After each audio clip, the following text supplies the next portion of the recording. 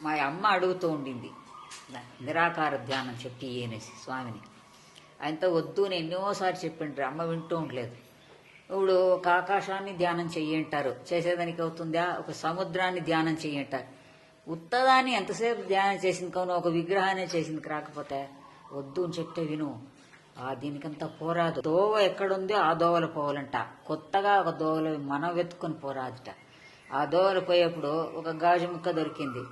ఇది వజ్రమా, ఇది గాజు ముక్కనా? ఇట్లా సందేహపడితే అది కాదు అవును చెప్పేదానికి ఎవరున్నారు? ఇట్లా సందేహాలు పడుకుని నువ్వు గురియే చేరవు. అందువల్ల దానికంతా పోయేదని ప్రయత్నపడక ఒక్కడిని ఆధారం పెట్టుకుని పోయేదే మంచిది. గురువు తెలిసిన వాడు దోవ చెప్పేదానికి ఎన్నో, మనమే దోవ వెతుకుని పోయేది నిండా కష్టం. అందువల్ల భక్తే మంచిది. నన్ను ఆశ్రయించినావు, ఏమి చింతపడక సదా జపధ్యానం ఎన్నడో నాటికి అయ్యే తీరుతుంది.